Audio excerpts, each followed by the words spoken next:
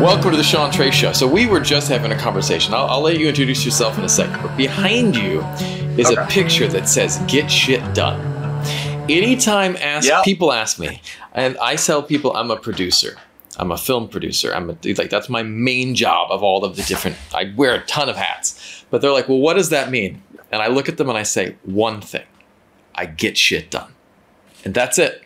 Yeah, and like that's my whole motto. Like, you know, because I've produced in my career, gotta be over 1,000 videos, you know, by now. I've been doing videos since, 2008 for all types of media, at least 1,000, hands down, easily. And how did I get it done? One step at a time. And that's so key. And what that reminds me right there is that it's easy to get shit done when you're in the mood for it, when you're in the flow state, when all that stuff is just kind of flowing and going. But, it's just like with everything else, there's ups and downs. And when I'm editing and I'm getting a mental block or a creative block, I can just kind of look at that and be like, hey, at the end of the day, even though I love filmmaking, I love videography, I love editing, that doesn't mean that I love it all the time. Once something's a full-time job, it's a full-time job. And I have to remind myself that when I'm not in the flow state or in the mood, I look at that and I'm like, no, like this is my job. I need to get shit done. And pushing past that, it's almost like a runner getting their second wind. When you decide, no, screw that, I'm getting shit done today, then you push past that, you keep working. And that's where I've actually gotten like my best flow states and my best work done is after a period of being like such a mental block in my own head, wanting to just take a break and going, no, push past that, get shit done. And then that flow state goes, all right, I guess we're doing this, and just eases on into it. I love that statement because there are so many times that, the better examples, like when I step away from film, I hate cleaning, but I clean a ton because I've got a 5-year-old kid. And during COVID, my wife's a full-time, she's like a big star and she's got her costumes to worry about. She's got a ton of, she makes her own stuff. And so she's got a bunch of work that she has to do. And so my daughter's with me a lot, and I love that. But I have to clean up a lot. And so one of the things is like when I look at a room that is a 5-year-old has been in for an afternoon, and you're just like, and I look at it like, dude, what am I going to do? And what I'll do is like, I'll tell myself, I start right there. I get this table clean. And once the table's clean, I find the next piece that I can work on. There was this great Admiral, I think it's William McRaven.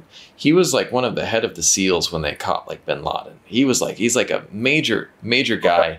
And he's got this book that's like 10 Steps to Living. Now, that's not the title of it, but it's really an interesting book. It's a book that was adapted from his graduation speech. And I think it's like Make the Bed is like literally the title of the book or something. It's like, I was wondering. You've heard? In my head. I was like, I wonder if this is the make your bed thing, because the wake up in the morning, make your bed, and you have already started your day with one thing checked off the to-do list, and you kind of just try to ride that momentum. That's it, man. And that's it. I love that book. Yeah. Whenever I needed to, like, because like, I sit there and I'm like, oh, I'm having a down day. I have a headache.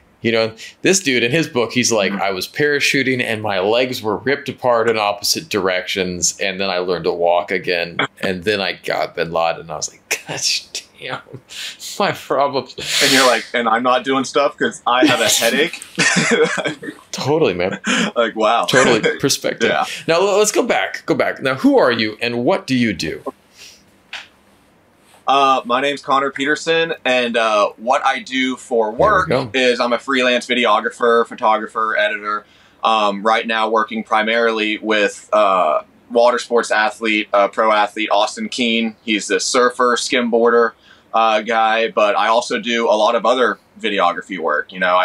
My dream job was to always film action sports, but where I was in Georgia, which we recently moved away from, there wasn't much of that going on, and I had to build my portfolio somehow. So I did a lot of product hero videos because I don't need to hire talent. I could do that kind of solo by myself in my own little like makeshift studio. I've done a lot of weddings. I've done some corporate stuff. So kind of the jack of all trades in terms of video, like master of none. But I enjoy all aspects of videography that I'm not willing to niche myself down to one thing. I know if I just went towards only doing weddings, I could be more, successful financially. Yeah. But I'm not willing to do that to myself. I enjoy really anything with a camera, but the long-term goal is to be doing action sports. Awesome. So once I got the deal with Awesome Keen, that just kind of, I'm investing a lot of time outside of, what I'm getting paid to do it, because it's what I love, and it's putting me exactly where I want to be. Now, what I do outside of my work is, I am a action sports fanatic. I love doing that as well. I'm a skydiver, wingsuit pilot, rock climber, mountain biker, ran on American Ninja Warrior on season 8, competed on in the obstacle course racing world championships for 3 years, like Spartan race, Savage race, those kind of races. And yeah, that's what I like to do in my off time, is anything that kind of gets me scared. That's awesome. And puts me into a flow state of action sports. I just love all of that stuff. This is something that a lot of people don't understand, that flow state, that place of. You ever watch Harry Potter?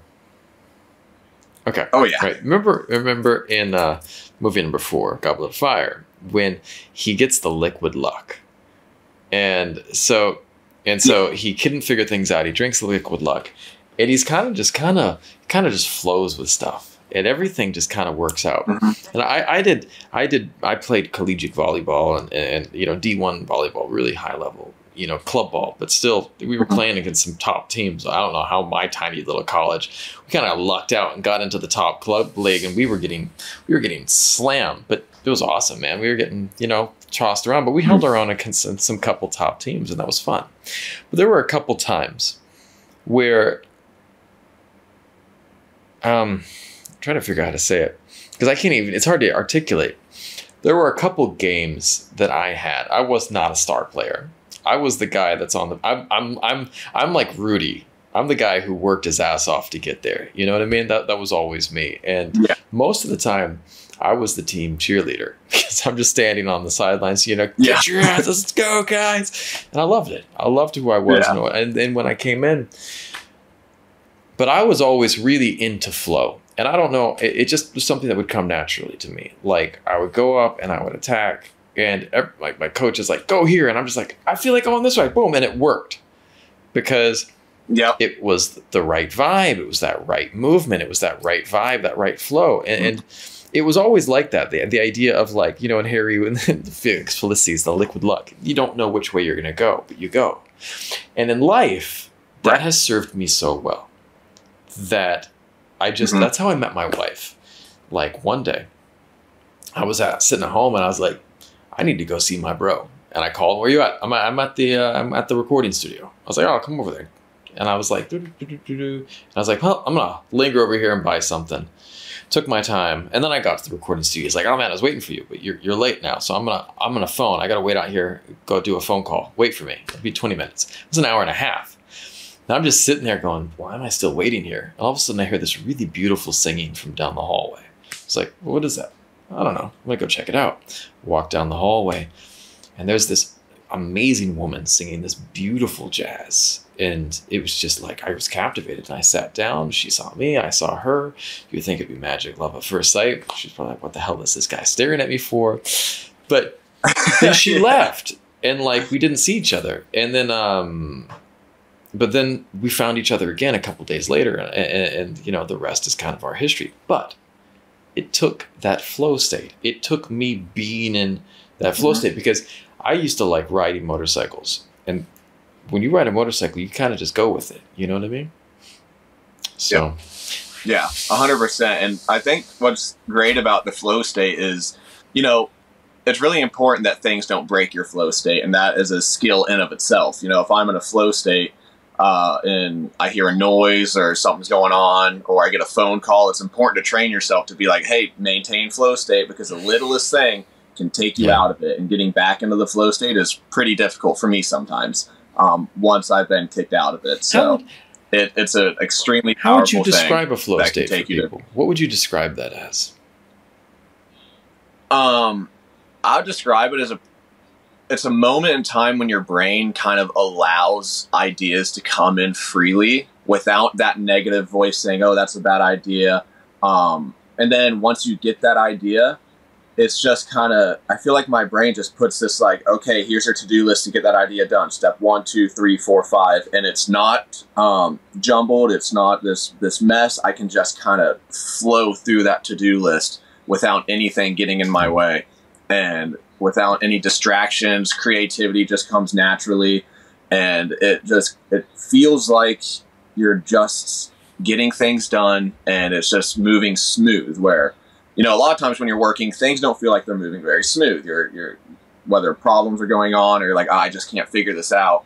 It's that moment in time where everything, like you with the luck potion, everything just kind of starts to work together, and you just kind of ride the flow of you know, things working out. And that's how it's almost a meditative state, because when you're in the flow state, one reason people say meditation is so important is that you're in the moment.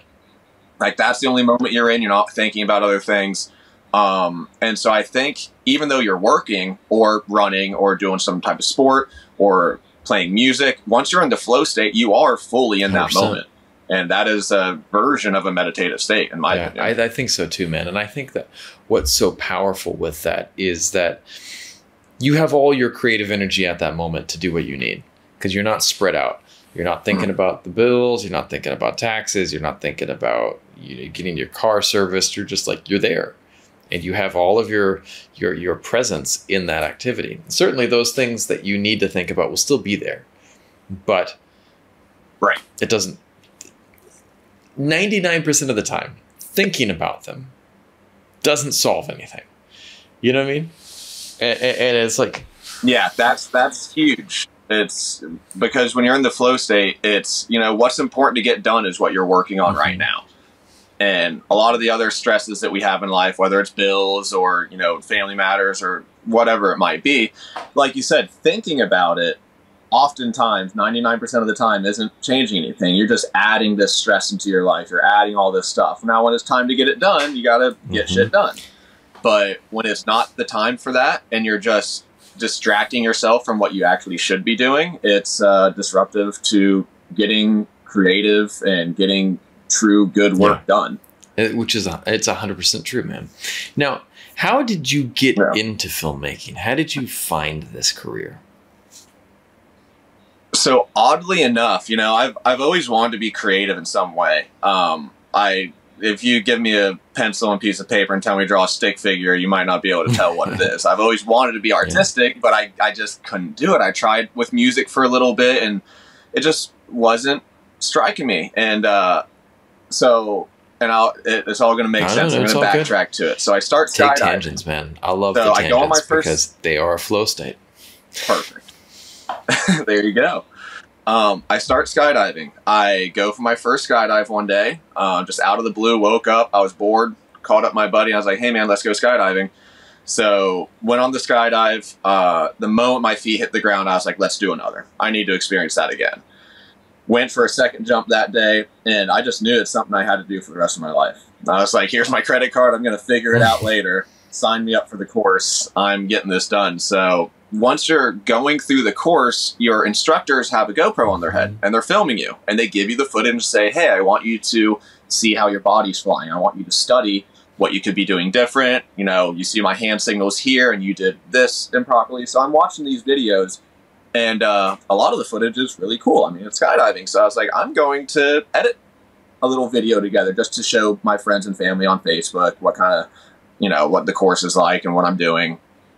And I remember my first time editing that video being like, this is so much fun. This is a type of creativity that I've been looking for like my whole life, but never been able to find, like, because I'm not artistic in the painting sense or the music sense, but I love tech. I learned that I love cameras, and from that, it just started snowballing. You know, I did a couple more skydiving edits and realized, well, I love editing and I can only go skydiving so much. So I got a cheap Sony A6000 and started filming everything. Awesome. Making coffee B-roll sequences, making, you know, all that, the cliche standard stuff. and started getting some potential clients. My mother has an invention that my family was on Shark Tank. Oh, do tell. So my mom got a deal with Mark Cuban for this thing called a shower toga. So she was like, hey, I'll pay you to make a video for me. And I was like, great, awesome. And people saw that video, and just through word of mouth over time, I've never done an ad or a promoted post or anything. I just kept getting these gigs, and it just kept snowballing. And I'm still a student to it. I think everyone should admit that they're still a student, no matter how great they are. So it still feels kind of like I'm new at it, even though I'm not. But that's what got me started, was actually skydiving. That's awesome, man. There is like, I find that most good stories always begin with some type of inspiration.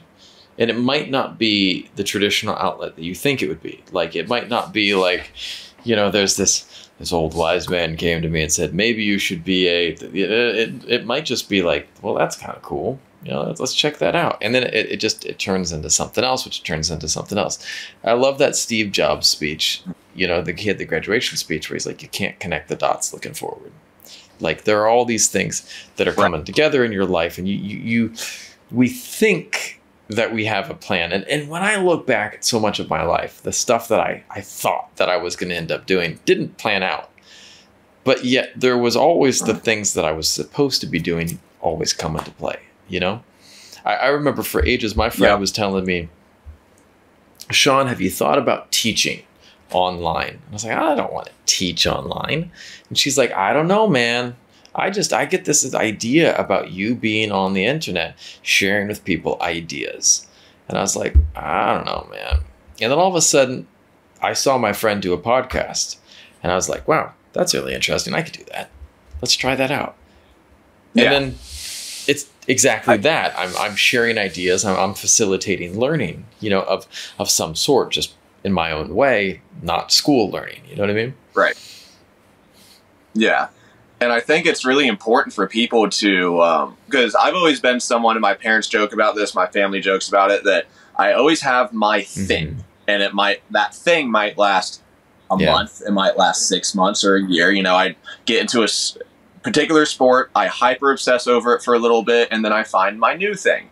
And luckily, you know, they almost look at it like a negative part of my character.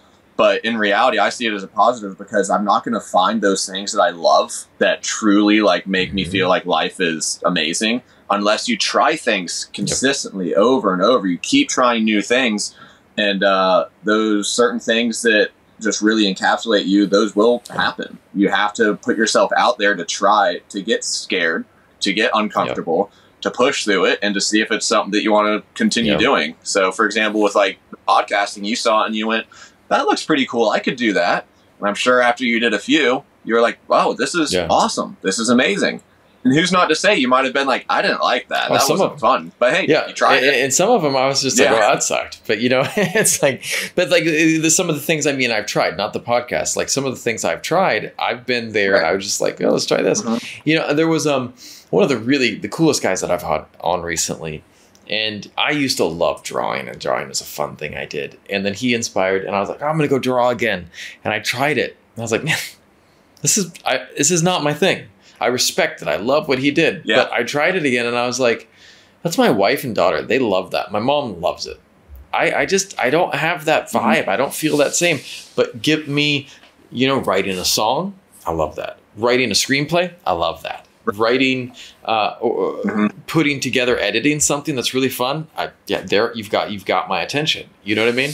You know, give me a camera and give me a couple rolls of film. Now we're talking. You know, like there's certain things that like spark each person's creativity, and I think that's important. The only way you're going to find what sparks is by trying a bunch of shit. Just keep trying things that might interest you, and you might surprise yourself. Because if you told me 4 or 5 years ago that I'd be a freelance videographer when I was working for the software company, I'd be like, nah, that I probably wouldn't. I want to do that. Like, yeah, it sounds cool, but nah. But now that I dipped my toes in it, and I was like, wow, this is, I'm feeling a spark that I've never felt before. And not only that, but something that could give me a career. I never knew what I wanted to do growing up. I had ideas of what, oh, I guess that pays well and it seems kind of cool. But to find something that sparked my passions that also could lead to a career just happened because I was willing to just try new stuff. That's a big deal. And you touched on one thing. My holy grail that I someday want to try, I want to wingsuit fly so bad, man. I want to wing. I want. So ever since I was a kid, I've had these dreams of flying, but not flying. Like literally, I run out and then I start gliding through the air. And when I saw a wingsuit flying coming up, I was like, man, I'm not the only one who must have had that dream. That's it. And like, it's a recurring dream I had for years. And I still tell myself, I was like, when I get back to the States, man, I got to try skydiving. And then I have to try to see what the path is for that. Because if I've had that dream my whole life and then I never take the chance at trying that thing in real life, what fate am I, what am I not embracing? What part of myself am I not embracing? You know what I mean? It's almost like a disservice to yourself if it's something that's on your mind and you've been dreaming about for so long. Like, wingsuiting truly is the closest, I think, that you can feel to human flight.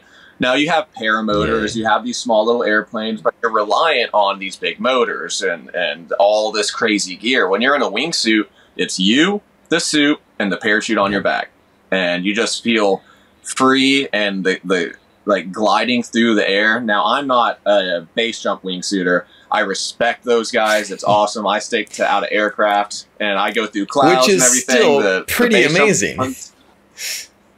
Well, thank you. Yeah, it's just this level of, like you said, you dreamed of human flight and you're not the only one. Right. I think most humans have thought about what would it be like to be able to fly, like to truly feel like you're flying. And it's better than you've experienced it, which is the awesome part. The people that are willing to try, and it's not just that try. It's about like, I want to switch into like one of the things that so skimboarding, right? I watch Austin's videos, wild stuff, and wild for a couple of reasons, right? I remember watching kids play with skimboards and going, what is that? That's nothing serious. You know, that's not that interesting. It's just they're throwing this thing on the sand. Some people cannot conceptualize the level things can get to. And those people often will try to kill creativity too. You know what I mean?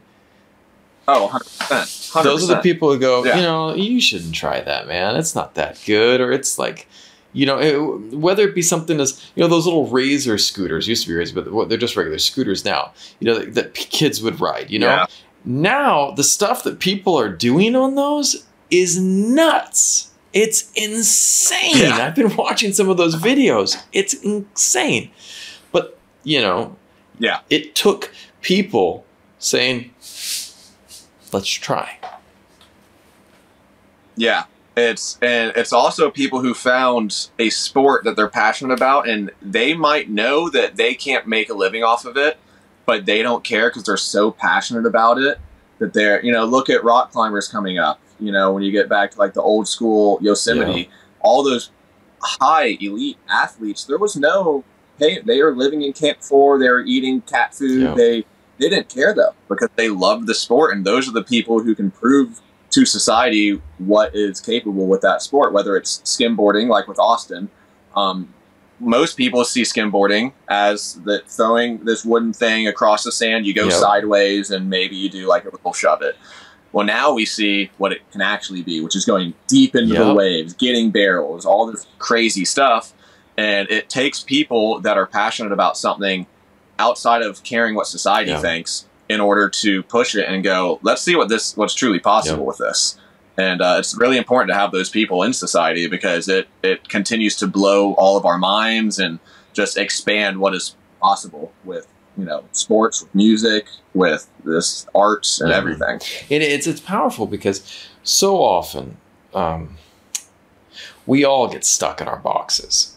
And at times we whatever your box is, so many of us get stuck in them. And when you see other people who go, there was that, what was it? I was watching a video that Austin did where he transited like through this tunnel from one boat, pulled by one boat, transited through this tunnel into the wake of another boat. And I was just the tunnel stunt, and to this day he'll say, he was like, that was probably one of my dumbest ideas, because we've talked about that video. That was before I was working with him, and he was like, that was a really dumb idea. He's going fast towards that tunnel, and there's jagged edges, and skimboards don't have fins. There's no fins. Steering that is extremely difficult. And yeah, to this day, he's like, yeah, I don't know if I'd do that again. But that's one of the craziest stunts he's ever done. But yeah, there always has to be that person pushing the limit. And that's why I love watching these base jumpers and these wingsuit proximity flyers. They're pushing the limits. I'm not willing to risk that personally, but it's important to have the people that are, to see what's possible. And I just was like thinking about those guys that are just, this high, just, and just like, it's amazing. It's amazing how fast things can go wrong in a wingsuit. I was practicing my back fly.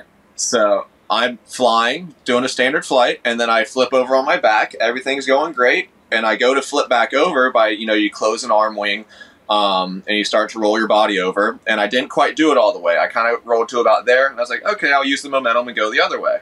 So I went the other way and went straight head down, spun out of control, just woof, woof, woof. And I was like, uh-oh, this is bad. And I probably lost like 500-600 feet before I was able to regain control of my chute.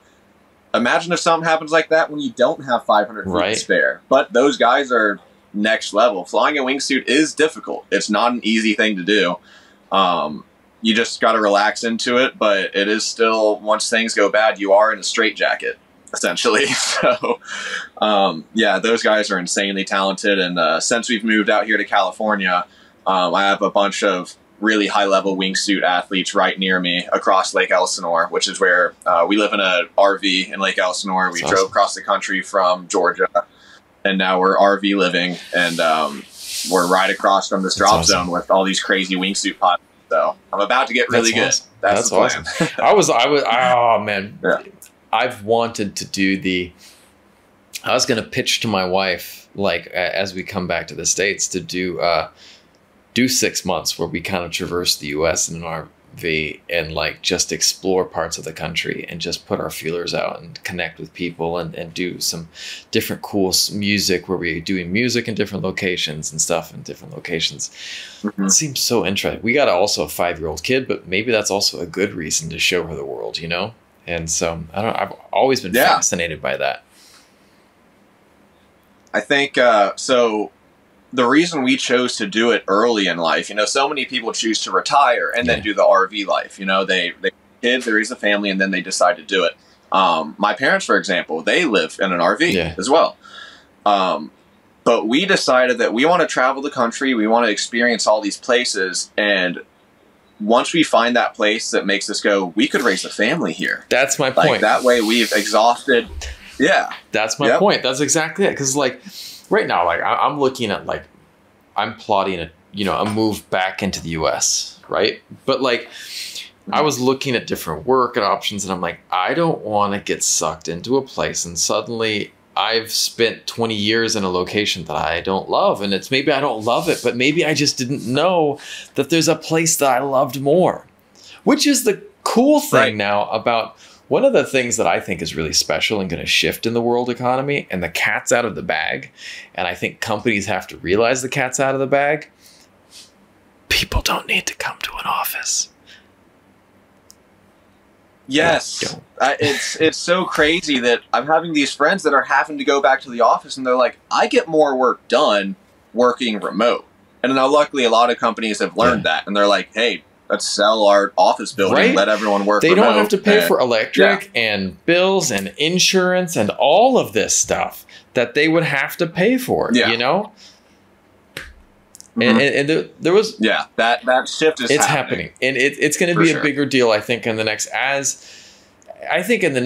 15 years. And there was this one interesting story too that said the story of humanity. It was an article I read in the Science magazine or some type of science magazine. And it said the story of humanity up to this point has always been the movement of people towards cities, because cities was where commerce is at. But what's happening now is there's this new migration out of the cities because our high-speed communication systems have changed the game. That, you know, like if I wanted to say, hey, you and I say, hey, let's do a project together. I shoot some in Vietnam, you shoot some there in California.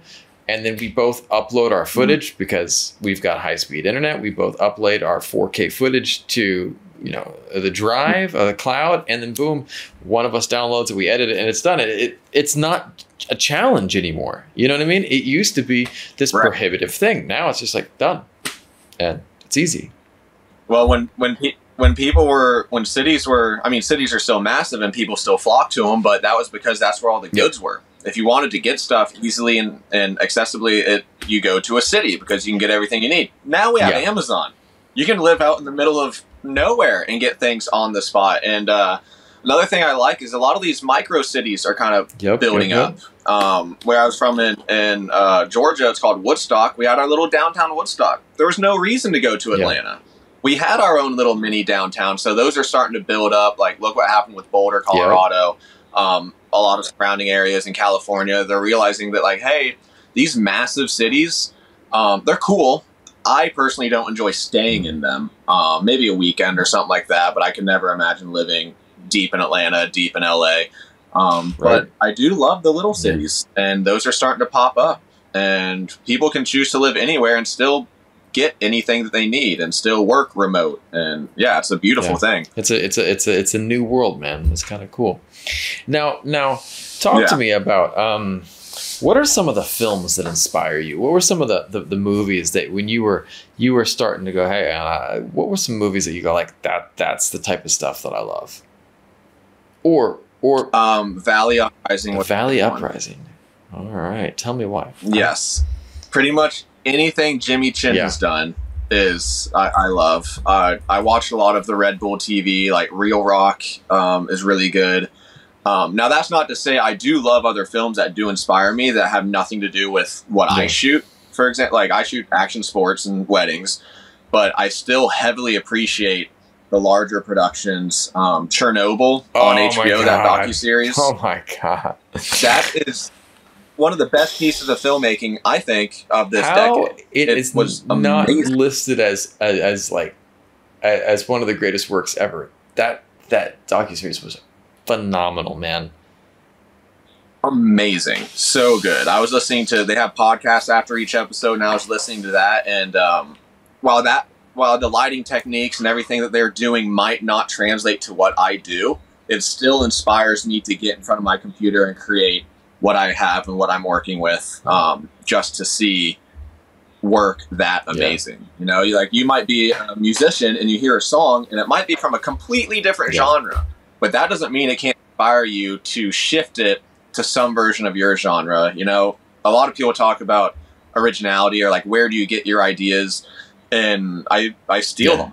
I steal my ideas, but you steal portions. You steal 20 different portions of these ideas, and by the time it's coming to fruition, it's this whole new original idea. It's Steal Like an Artist is this book that I highly recommend to anyone who's creative.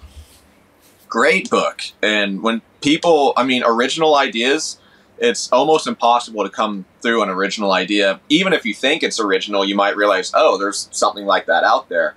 But you find people who inspire you, and all these Hollywood movies have been stolen from Shakespeare, and then Shakespeare stole from all of the Greek poets. You know what I mean? It's like it's nothing new under the sun, man. Like people have the stories have been recirculated again and again and again, and it's like, and if you can simply reimagine something, you're doing it a great service, because we need stories to be updated. We need stories to be modernized. We need stories to be reinterpreted from our current interpretation and a worldview, you know?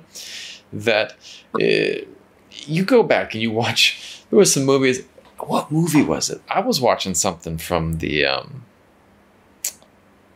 don't know, it was like a 50s or 60s movie, and I was watching it with my wife, and we were watching, or even it was like a 90s movie actually, and we watched it, and there were some themes that people were talking about, and we were like, yeah, you couldn't do that now, like you just because we've started to look at things in a different way, you know, and we're approaching things in a much different way, and that's good. It's life, you know.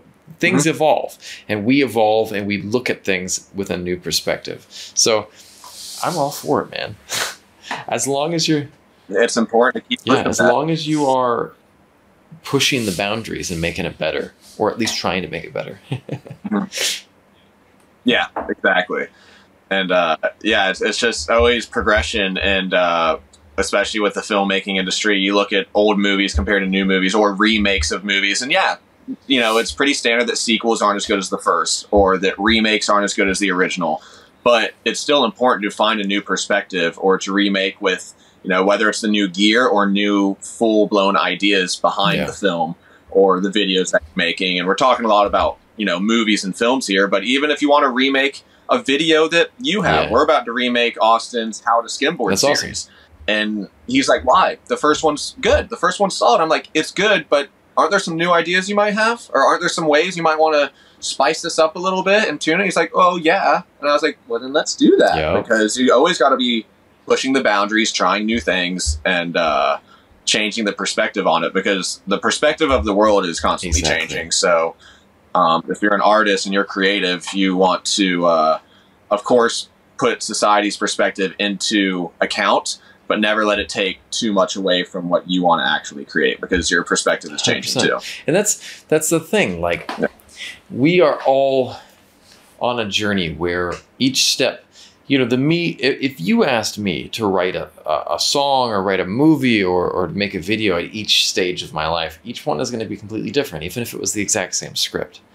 You know, it's like you could give me the same script and I approach it at different parts and points in my life, and I would present that story to you in different ways because of my own perspective. You know, it's something as simple as like, I remember when I first moved to Vietnam, I moved back here in 2001. What year was it? 2010. No, 13 came back. So 2013, I was here in 2001 to 2003, and then I went back to the States, and I came back in 2013. And before my daughter was born, I was much more brash. You know, I would get into it with people. Like, you know, someone cuts me off in the street, and anywhere in the world, I'll get into it with you, man. You know, it's just like, I don't know why. I was so fighty. I was ready for a fight all the time. You know, hey, what you doing, bro? Chill out, man. You know, it's my wave, man. Yeah, you get out of my way, man. What's up? You know, and so when I had my daughter, there was one time I remember we were driving somewhere, and some guy cut off another guy, not us. And this guy had a kid on his bike, and he was about ready to start fighting this other guy. And his daughter starts crying on the back of the bike, just crying. Mm-hmm. And I was just thinking, man, I got to stay safe for my kid. Not that I don't try things. Not that I'm not adventurous, but like, don't be stupid. You know what I mean? And it's stupid in a way that it's like trying to fight a random stranger because they walked in front of your motorcycle or something. Like, that's some bullshit right there. You know what I mean? You're like, and that's my... And no matter what happens, either you kick his ass and you would probably feel bad about it that your daughter saw that. Exactly. Or you get your ass kicked, and that's not good either. 100%. So there's no great outcome to deciding to move forward with your aggression towards him. There's no... I remember the exact event that happened. Actually, it was the event that changed it all for me. I was at a big event with my wife. It was the last event she sang at while she was pregnant, before our daughter was born. And we were crossing the street, and we were in a crosswalk, and this dude ran the crosswalk. It was like New Year's, and he starts running the crosswalk, and he came up and he hit me and my wife. Like, he hit us, not hard, and she was 6 months pregnant. And so she was okay. It didn't knock, it bumped our legs, and then he stopped. you know, and then I got into it with him, man. And like, I was carrying her suitcase. I hit the suitcase up against his window, and I was like, man, you just, you know, don't, like, you just hit us. And I was ready to go. And he jumped out of his car and ran up on me. And then I'm a black belt in judo. I studied karate. I studied Muay Thai. And I was like, let's go, bro. Like, yeah. and he came up to me, and I turned. And in the back seat of his car were 2 little girls. And they were just little. And they were little, man. One was 2, one was like 4. And I'm now thinking about my daughter, like, and I looked at that and I was like, I'm not doing this, man. I pointed at his daughters, and I speak Vietnamese, and I was like, you have 2 kids.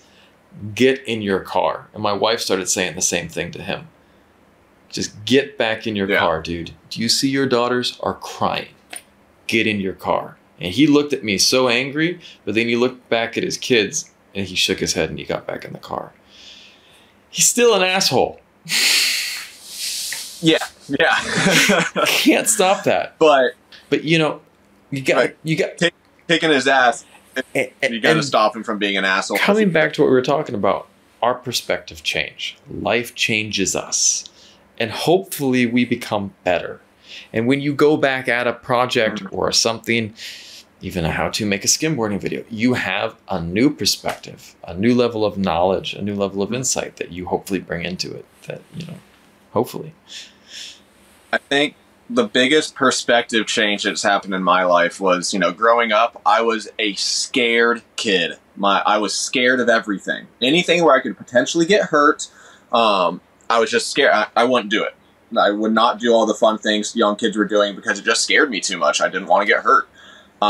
Once I found skateboarding, because that was my first love of the sport, was skateboarding. I, you know, competed, and I used to instruct it and everything. So once I found that, and I realized I'm not this fragile little being, and, you know, being scared is okay. Being uncomfortable is okay, because the best moments I've had in life have been immediately after I was scared out of my mind, you know, like where I put myself in a position to be scared, but I knew in the back of my head, you're probably like 99% chance going to be okay, and go for it.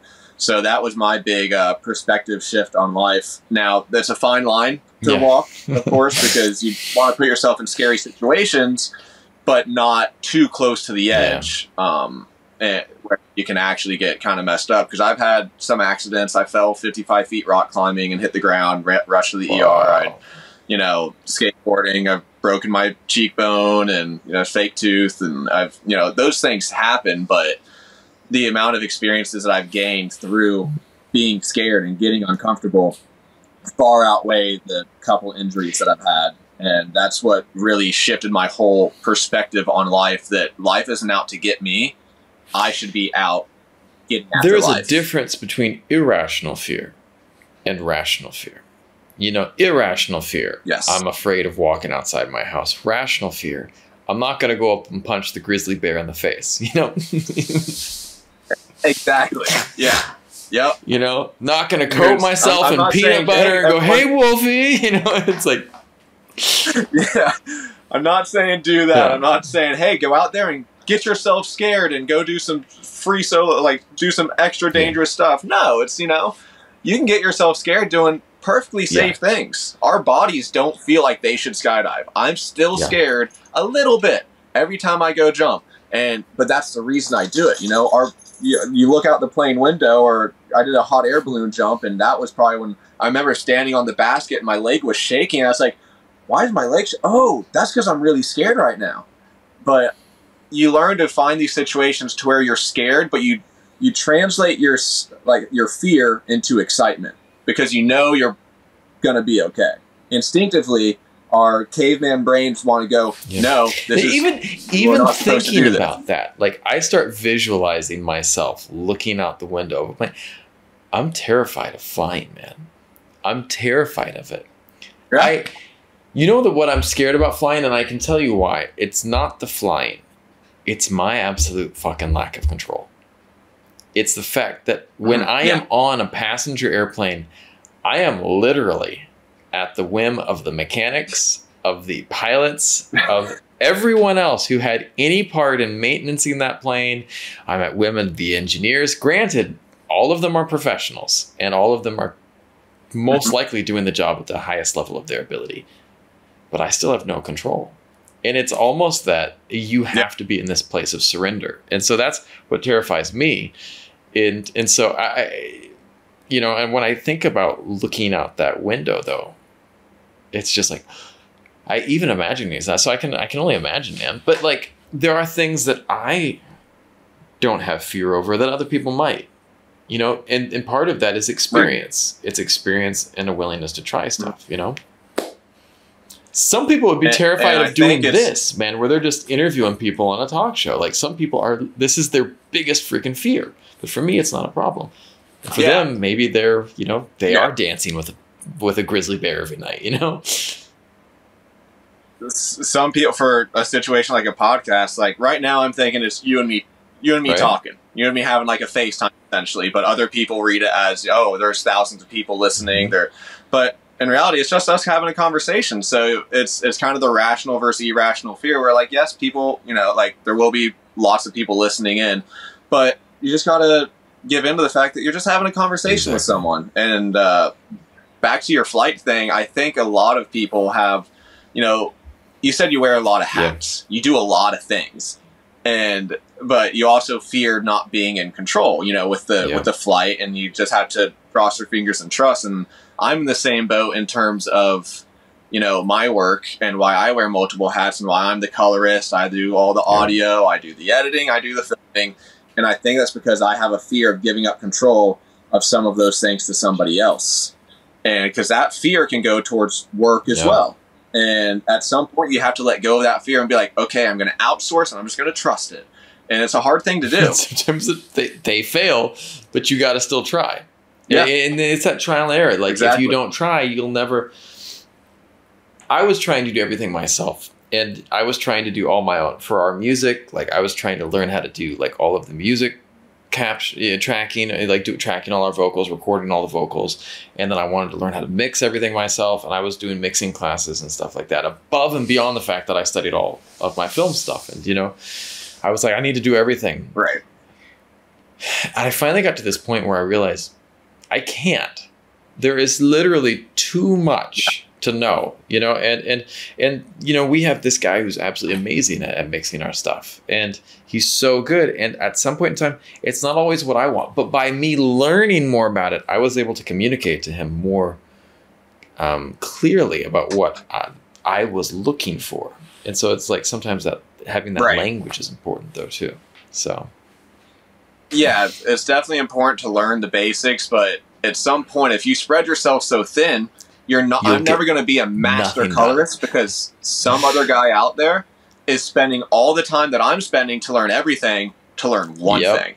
And of course he's going to be more knowledgeable and better at color grading or audio mixing and all that kind of stuff. And so you have to, but like you said, it's really important to learn the basics of those, because then when you say, hey, I want this changed, you don't feel like you're like just completely out of the know on how this stuff works. It's important to be in the know of how it all works. I got a question for you.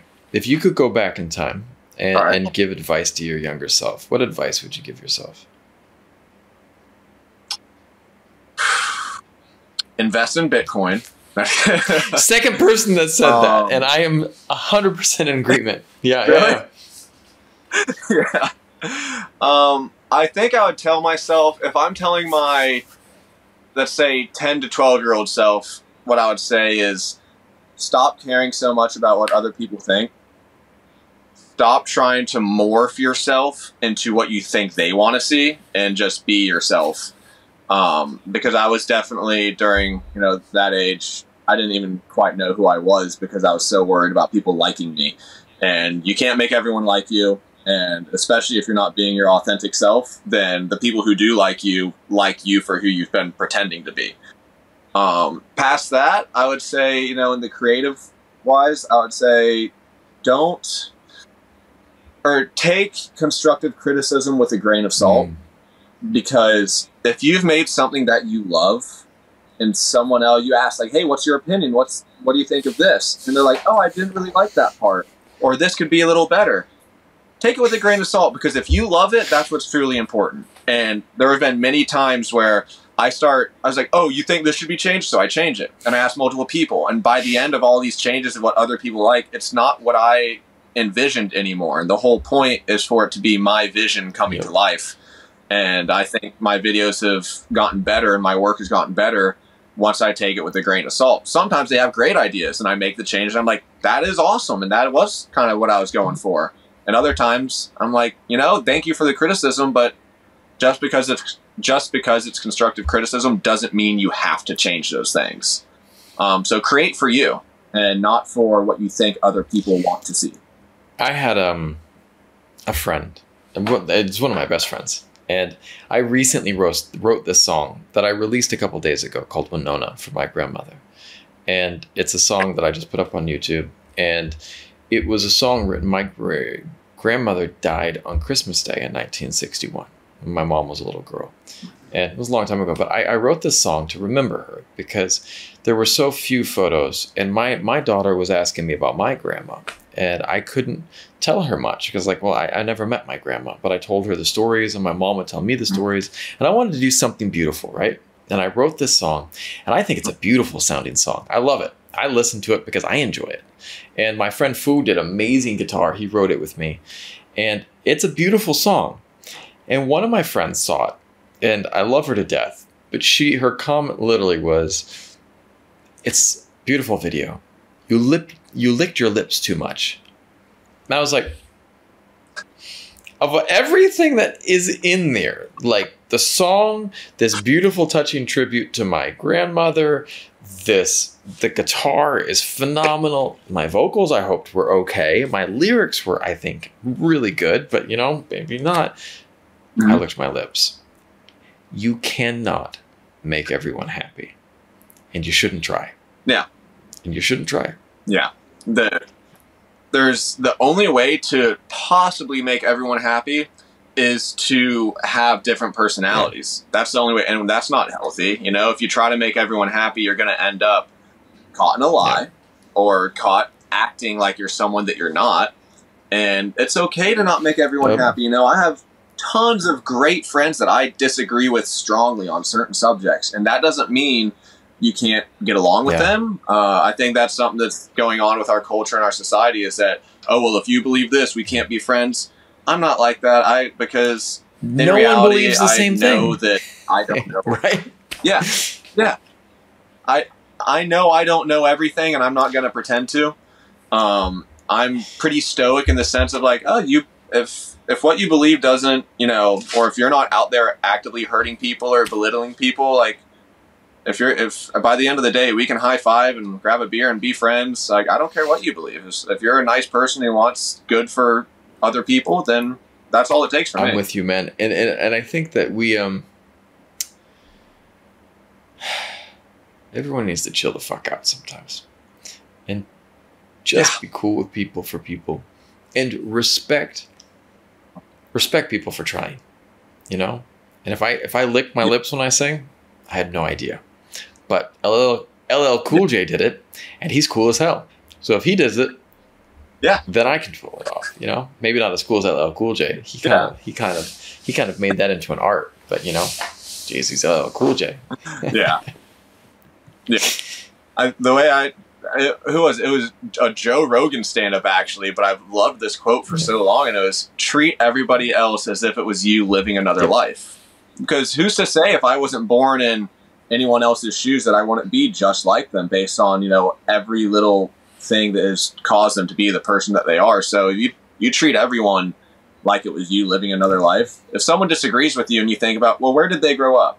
If you know their family life, what would I be like if I was literally born in their shoes? Probably pretty similar. So I like to approach it like that. We all think we're so special, but in reality, we're a meat suit being run around by whatever else whatever controls us. My daughter is really insightful, and we had a funeral outside our house the other day, and in Vietnam the funerals are really loud, and they last a couple days, and they were playing these, like, it's almost like a Southeast Asian bagpipe of sorts. It's really loud. They were playing this instrument, And my daughter, she's like, so Dad, and I was trying to explain to her why people have funerals, because people believe in a soul that kind of leaves the body, and the body's here and the soul goes out somewhere else. And she's like, and my daughter, in pretty much in 20 seconds, perfectly described simulation hypothesis. The idea that we're like, she's like, oh yeah, dude. She was like nailed it. I was just like, damn. It took me years to figure out. She at 5? 5. So she looked at me and she's like, Dad, I think this is like a giant video game where, so the soul is the part of us that's playing the body. And when you die, that part leaves and then it goes and plays another body. Is that right? And I was like, I don't know, but that's kind of deep right there. And she's like, it's kind of like a video game, and we're here kind of playing a mission. You play a character, and then that part leaves that's playing the body. The body's just the place that you're playing, and you kind of goes back. And I was just like, what world are you from, child? Because that's some crazy stuff. You're 5. That's insane insight for a 5-year-old. And that is actually very impressive. And it's funny that that's coming out of a 5-year-old when that is a pretty, I mean, reincarnation isn't a new idea, but the whole simulation video game theory, that's a pretty new idea. So for her to come up with that, I'm assuming organically, not reading scientific papers. Scientific. I'm a big proponent of simulation theory, but like, I never talked to my kid about it. Yeah. And I was just like, like, she's 5. She probably wouldn't get it. Little do you know, she's like she just on board. And I was just like, and on that note, Daddy is done for the day. Yeah. Well, brother, this has been an awesome conversation, man. We should definitely have you back on again sometime. I would love to be back on. I love doing these. I love chatting. Anytime someone asks me, like, what is the, what are we going to have a conversation on? I'm like, I have no idea. I literally don't know until we get in. I like to ask people their background, and I have a set of questions. Oh, I have a new question. I'll ask you this before we finish up. This was brought on. I'm going to start asking this. If you had a superpower, what would it be, and what would you do with it? Huh. Ooh, that's a tough one, because of course the expected answer is flying. You know, I love anything aerial. But a superpower, and what would I do with it? Actually, yeah, I'm going to go either invincibility, if that's allowed. Sure, of course. Because then I could definitely take up base jumping and do all these crazy action sports without the fear of dying. Nice. So invincibility would be number 1, and number 2 would be the ability to fly. Would you be a hero or a villain? Yeah. Oh, hero, I'd hope. Definitely want to be a hero. I want to help as many people and get as many smiles as possible. But I might end up an anti-hero. I would want teleportation. I'd want teleportation. Oh yeah, that's good. If I teleported, I'm literally straight up teleporting into like Fort Knox and banks, and I would be going full on. I'm not gonna lie, I'd be going full on Robin Hood, man. I'd be like, yeah. No, I like that. I can get behind that. Teleporting into a bank or into some gold vault, shitty multi-millionaire dude. Yeah, I get some guy like, this is my vault of money, and I'm like, not now. Yeah, so, get in there, pack a bag, out of there. That's awesome.